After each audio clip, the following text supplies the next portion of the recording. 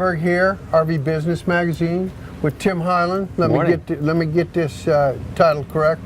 President, RV Group, Wells Fargo, CDF. That's right. I got that right? You got it right. We do this every year. I should know. I should know. And we're here to talk on the first day, in our case, of the Elkhart RV Open House. And it's sunny today. It is. We were worried about a little bit of rain. Yes.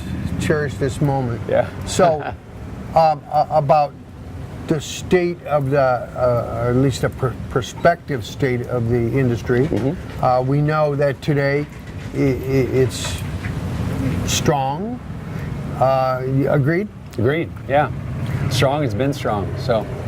And remains so in many, and I'm asking, of the ways that you would measure it, correct? Correct, yeah. You know, we look at turns, we look at aging. I think if you look back to last year, dealers were a little worried about being able to get inventory, so they ordered a lot and then they got a lot. So there's been a lot of conversation this year about the levels of inventory, but what we've seen is dealers are doing a good job running that inventory through. Turns are up, or turns are down a little bit, aging maybe up slightly, but again, to be expected because as dealers are selling through, they're maybe not ordering as much. And so the numbers are looking about what we would expect them to be.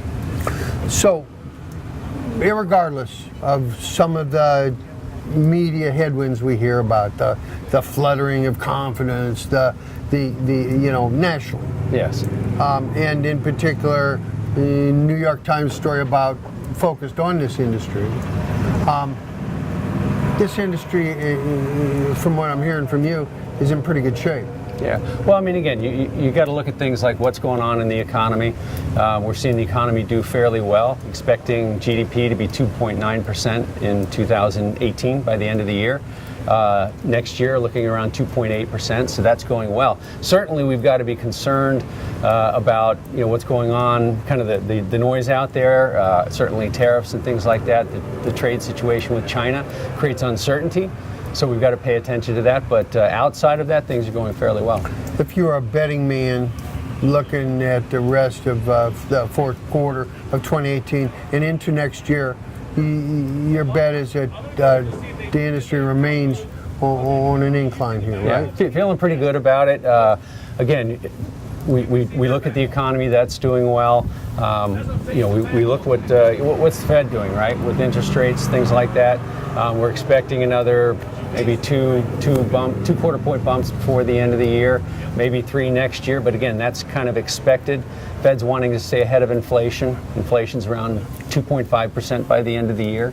So retail strong. Correct? Retail is strong. We've seen dealers do a good job of selling through the inventory.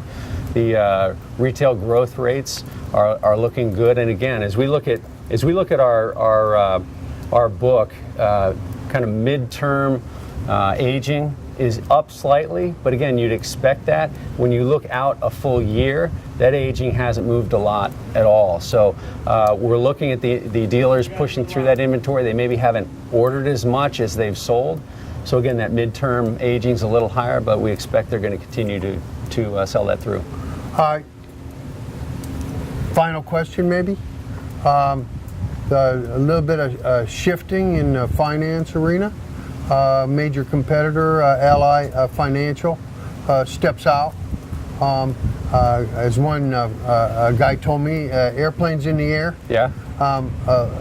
It has caused, of course, some. I want to make it positive, but certainly some urgency in filling that void, right?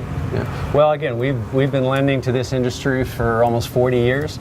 We're committed to it, and we expect to continue to do that. So we'll let the competitors decide what they want to do, and we'll stay focused on what we do. Good political answer, Tim.